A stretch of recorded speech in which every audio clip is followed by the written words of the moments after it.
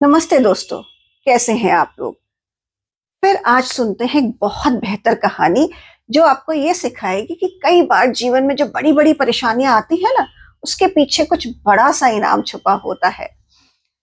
तो होता क्या है कि एक राजा होता है, बड़ा जिज्ञासु, बड़ा अच्छा होता है, लेकिन उसको कुछ कुछ नई चीजें करने की इच्छा रहती है मन के अंदर। तो एक दिन वो क्या करता है कि सड़क पर एक बहुत बड़ा सा पत्थर, बड़ा सा बोल्डर रखवा देता है और अपने कहीं पास में छुप के बैठ जाता है। सोचता है, देखो तो सही, आखिर मेरे राज्य में ऐसे कितने लोग हैं जो उसको हटाने का प्रयास करते हैं।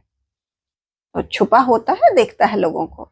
तो सबसे पहले वो देखता है कि कुछ उसके दरबारी वहां पर आते हैं और घूमते हैं, देखते हैं उस बोल्डर को और कहते हैं पता नहीं किसने ये पत्थर यहाँ पर रख दिया है, और उसको देखते हुए चले जाते हैं। तो राजा सोचता है कि देखो मेरे दरबारी कैसे हैं कि जिन्हें इस समस्या की कोई चिंता ही नहीं है। फिर उसके बाद कुछ बड़े व्यापारी का एक समूह आता है जो उसके राज्य के बड़े बड़े व्यापारी होते हैं। राजा ने बहुत बार उनकी बहुत सहायता की होती है। तो राजा सोचता है कि ये लोग तो पत्थर जरूर हटाएंगे। तो वो सब व्यापारी उसके आसपास घूमते हैं, देखते हैं, आश्चर्य से देखते हैं और फिर हटाने की बजाय वो राजा को क्रिटिसाइज करने लगते हैं, राजा की बुराई करने लगते हैं कि देखिए राजा हमारे किस तरह के हैं, सड़कों पे इतने बड़े बड़े पत्थर पड़े हुए हैं और राजा उनको हटवा भी नहीं सकते हैं।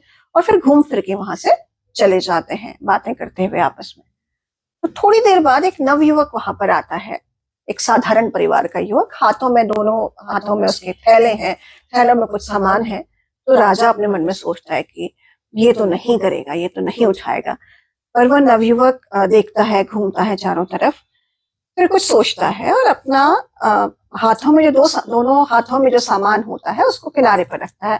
बहुत कोशिश करता है, बोल्डर बहुत बड़ा होता है, लेकिन वो बहुत मेहनत करके उस बोल्डर को हटा देता है, उस बड़े से पत्थर को वहां से हटा के किनारे कर देता है। फिर अपना हाथ झाड़ता है, उसके बाद आगे जाने को तैयार होता है। तो देखता है कि सड़क पर एक बहुत बहुत बड़ी सी, मतलब उस बोल्डर के नीचे एक बहुत बड़ी सी पोटली पड़ी हुई है। तो उसे उठाता है, खोलता है तो उसके आश्चर्य का ठिकाना नहीं रहता कि उसमें बहुत सारे सोने के सिक्के होते हैं और राजा की तरफ से एक नोट होता है कि इस बेहतर कार्य को करने के लिए ये तुम्हें इस राज्य के राजा की तरफ से इनाम है।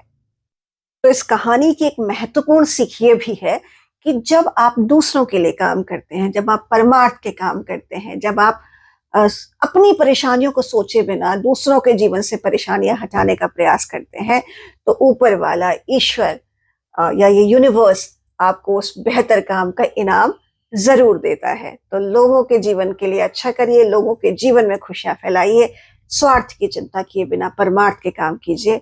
एक दिन देखिएगा आपके जीवन में यूनिवर्स कुछ बहुत बेहतर क्रिएट करेगा। तो फिर हाजिर होंगी ऐसी ही कहानियों के साथ।